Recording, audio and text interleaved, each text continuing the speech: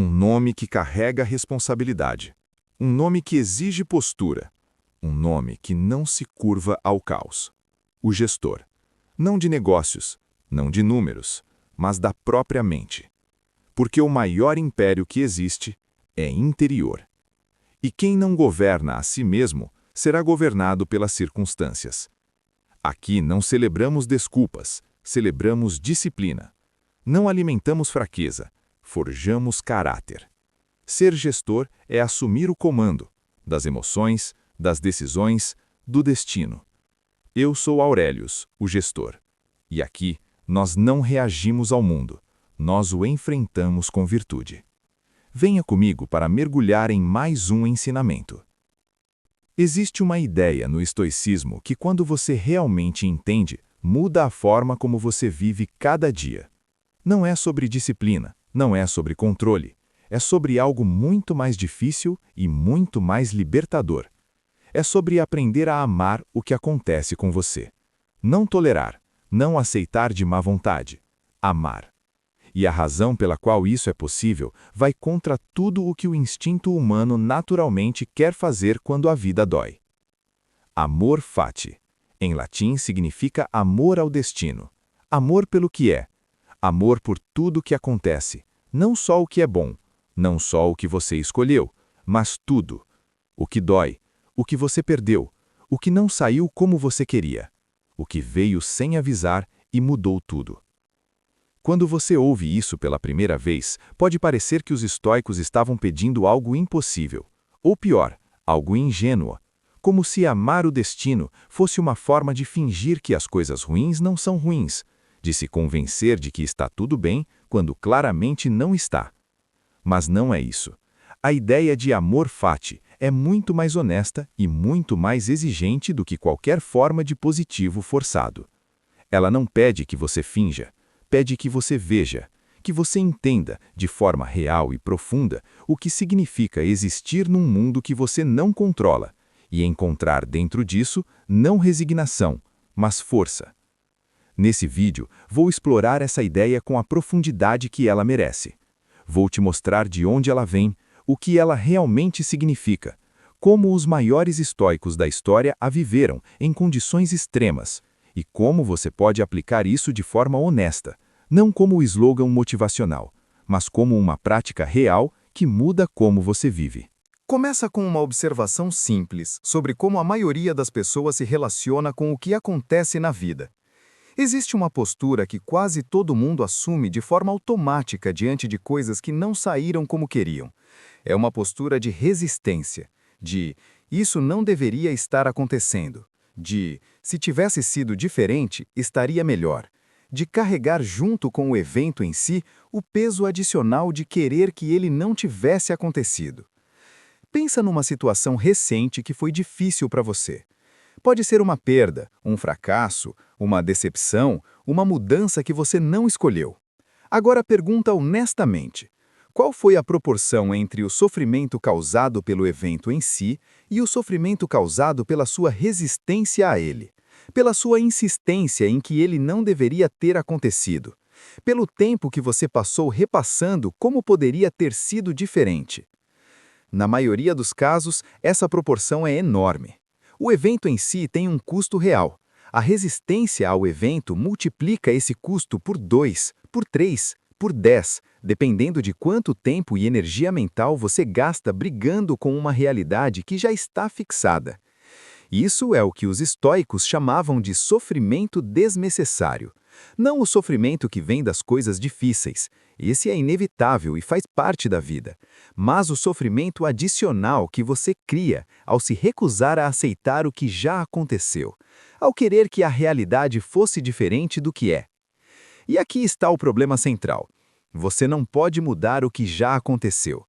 Essa frase parece óbvia quando escrita assim, mas a forma como a maioria das pessoas age sugere que elas ainda não internalizaram de verdade. Porque se tivessem internalizando, não gastariam tanto tempo e energia mental no passado imutável. Os estoicos tinham uma posição muito clara sobre isso. O passado é fixo. Não existe nada que você possa fazer sobre ele. Portanto, gastar energia resistindo a ele não é só inútil, é um desperdício ativo de recursos que poderiam estar sendo usados no único lugar onde a ação tem sentido, o presente. Mas amor fati vai além de simplesmente aceitar o que não pode ser mudado. Vai além de parar de resistir. É um nível acima, e é o que torna essa ideia única e poderosa. Vamos começar com a origem e o contexto histórico dessa ideia, porque entender de onde ela veio ajuda a entender o que ela realmente significa. O termo amor fati foi popularizado por Friedrich Nietzsche no século XIX, mas a ideia em si é muito mais antiga e está profundamente enraizada no pensamento estoico. Os estoicos não usavam esse termo exato, eles falavam de synkatathesis, de oikeiosis, de seguir a natureza, mas a essência era a mesma. Uma relação de aceitação ativa e até de afeto pelo que acontece, reconhecendo que tudo que ocorre faz parte de um tecido maior que você não criou e não controla completamente. Para os estoicos, o universo funcionava segundo uma lógica. Eles chamavam de logos, uma razão universal que governa tudo que existe. E cada evento, cada circunstância, cada coisa que acontece com você é parte dessa lógica maior. Não no sentido de que tudo acontece por uma razão sentimental, mas no sentido de que tudo o que acontece é o resultado de causas que se encadeiam numa cadeia que começa muito antes de você e vai muito além de você. Isso significa que brigar com o que acontece é, em certo sentido, brigar com a própria natureza das coisas. É querer que o universo funcionasse de outra forma, e isso não só é inútil, é uma recusa de ver a realidade como ela é. Marco Aurélio escrevia sobre isso com uma clareza que é difícil de encontrar em qualquer outro texto. Em um dos trechos das Meditações, ele dizia algo que vale parar e realmente considerar. Não diga que é uma má sorte, diga que é uma boa fortuna ter aguentado isso sem ser quebrado por isso. Ou ainda mais direto, o obstáculo à ação avança a ação. O que está no caminho se torna o caminho. Isso não é otimismo, é uma reconfiguração de como você olha para o que acontece. O evento não muda, o que muda é o que você faz com ele, e mais profundamente, o que você decide que ele significa. Agora vamos falar sobre como os estoicos mais importantes da história viveram esse princípio, porque a filosofia estoica não foi construída em salas de aula confortáveis, foi construída no meio da vida real, com tudo que a vida real tem de brutal.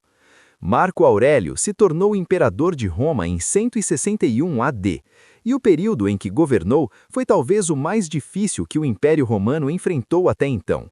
Havia guerras constantes nas fronteiras, as guerras marcomanas, que duraram quase 2 décadas e exigiram que ele passasse anos longe de Roma, vivendo em um acampamento militar. Havia a Praga Antonina, uma epidemia devastadora que matou entre 5 e 10 milhões de pessoas no Império, incluindo soldados do seu próprio exército. Havia traições, inclusive de Avidius Cassius, um general que ele confiava e que se declarou imperador em 1775 d.C. E havia perdas pessoais brutais. Marcos e sua esposa Faustina tiveram pelo menos 13 filhos. A maioria morreu na infância. Faustina morreu em 1775 durante uma das campanhas militares. E mesmo diante de tudo isso, Marco Aurélio continuou governando, continuou escrevendo, continuou praticando. As Meditações não são um livro sobre como ter uma boa vida. São o diário de um homem que estava usando a filosofia como ferramenta de sobrevivência no meio de condições que destruiriam a maioria das pessoas. E a ideia que aparece repetidamente, de formas diferentes, é sempre a mesma. O que acontece é o que é. A pergunta é, quem você vai ser dentro disso? Não há um único momento nas Meditações onde Marco Aurélio se permite o luxo da vitimização, não porque as coisas não eram difíceis, eram, mas porque ele entendia que vitimização não é uma postura, é uma escolha, e uma escolha que custa muito e produz nada. Agora vamos para Epiteto, porque a história dele leva o amor fati a um nível que é difícil de imaginar. Epiteto nasceu escravo por volta de 500 d.C., na cidade de Hierópolis. Não teve escolha sobre isso. Passou parte da vida sob a posse de Epafrodito, um homem que, por relatos históricos, era violento. Há uma história registrada por seu aluno Arriano sobre Epiteto ter a perna sua deliberadamente torcida por Epafrodito e que, durante o processo, Epiteto disse calmamente: "Você vai quebrar." Quando quebrou, ele disse simplesmente: "Não disse?"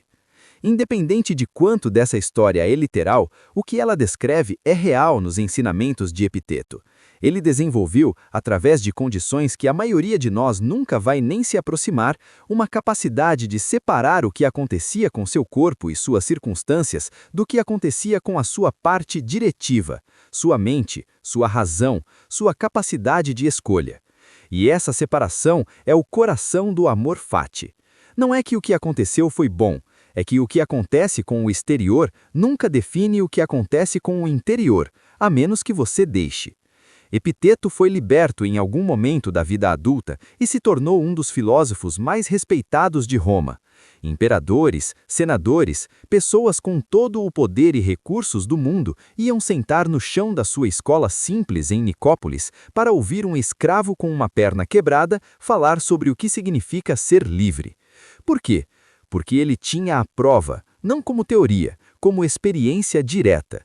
E essa prova tinha uma autoridade que nenhuma vida confortável poderia produzir. Sêneca, por sua vez, viveu sob Nero, um dos imperadores mais perigosos e imprevisíveis da história romana. Sêneca foi banido, perdeu fortunas, viu pessoas próximas morrerem e finalmente foi ordenado pelo próprio Nero a tirar a própria vida em 65 d.C. E o que os relatos históricos descrevem sobre sua morte é precisamente o amor fati em ação. Ele recebeu a ordem com calma, escreveu até o fim. Disse que havia vivido conforme seus valores, e morreu com uma consistência que era a continuação direta de como tinha vivido. Isso não é história para impressionar, é contexto.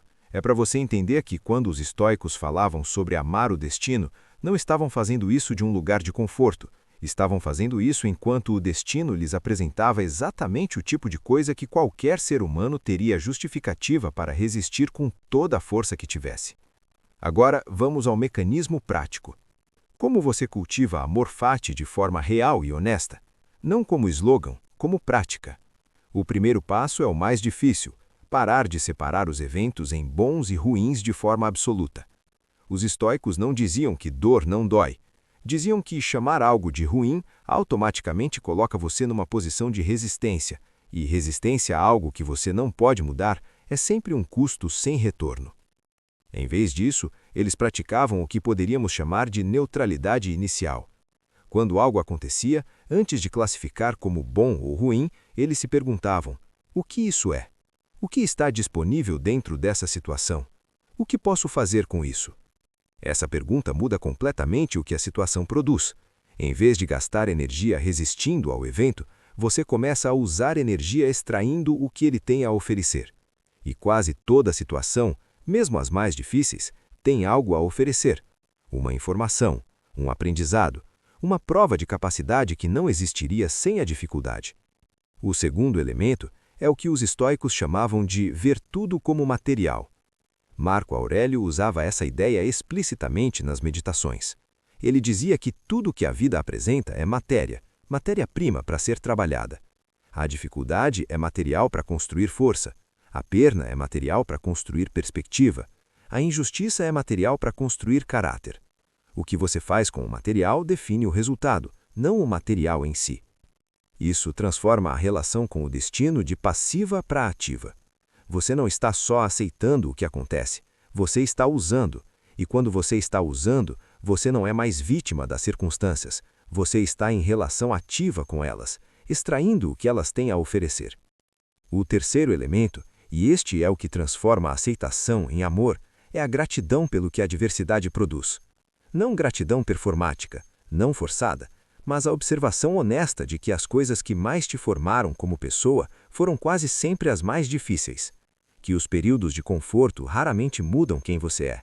Que os períodos de pressão, perda e dificuldade real são onde o crescimento de verdade acontece. Quando você reconhece isso com honestidade, Quando você olha para trás e vê que a pessoa que você se tornou foi construída precisamente pelas coisas mais difíceis que enfrentou, a gratidão não é forçada, é uma conclusão lógica. Porque se você pudesse remover essas experiências, você removeria junto o que elas construíram, e você não quer isso. Isso é o que Marco Aurélio expressava quando escrevia sobre suas guerras, suas perdas, suas dificuldades, não com alegria superficial, mas com uma aceitação que tinha dentro dela o reconhecimento de que era precisamente essa vida, com tudo que ela tinha de difícil, que estava produzindo quem ele estava se tornando.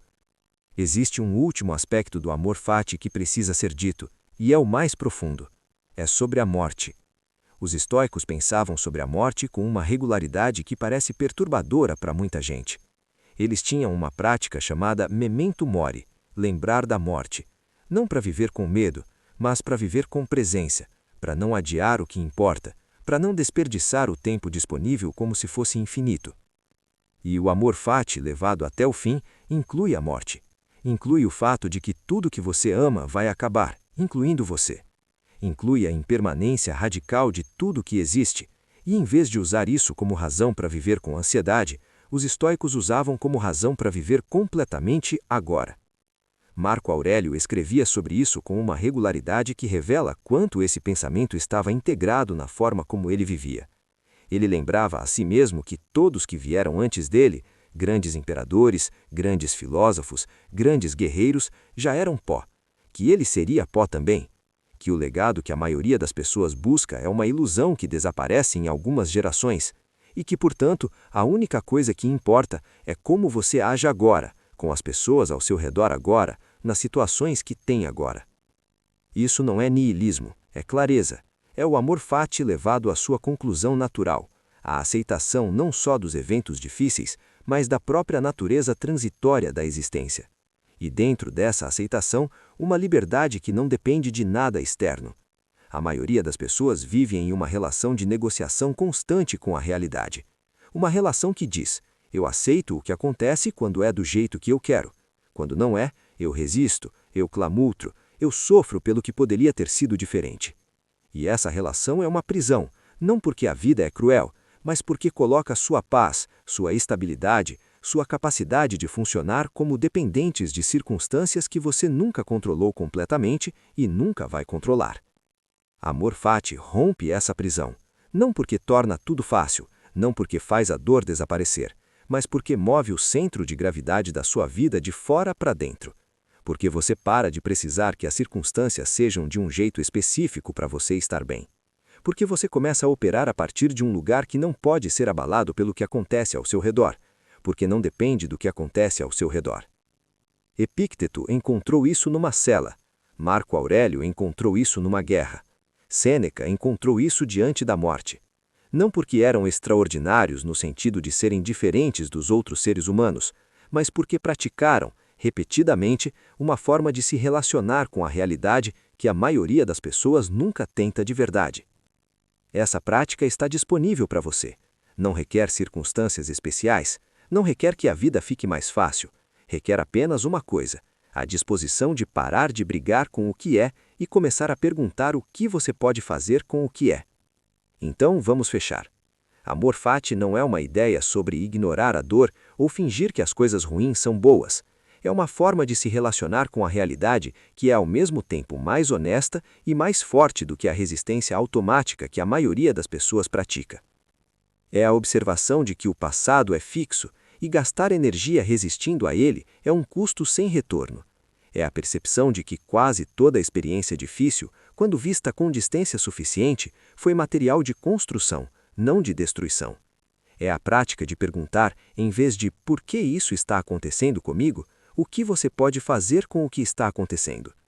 Marco Aurélio usou guerras e epidemias como escola.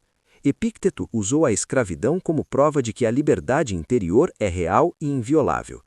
Sêneca usou a aproximação da morte como clareza sobre o que realmente importa. Nenhum deles teve uma vida fácil, nenhum deles fingiu que tinha, mas todos chegaram ao mesmo lugar, uma paz que não dependia das circunstâncias, porque foi construída de dentro. Amor fati é o fim do sofrimento desnecessário, É a decisão de parar de acrescentar resistência a coisas que já doem o suficiente por si mesmas. E de usar tudo que a vida apresenta, especialmente o que é difícil, como material para construir quem você está se tornando. O destino vai continuar chegando, com tudo que ele traz. A questão é se você vai brigar com ele ou vai aprender a trabalhar com ele. Os estoicos escolheram trabalhar, e essa escolha mudou tudo. Aqui é Aurelius, o gestor. Inscreva-se e caminhe comigo na construção da sua virtude.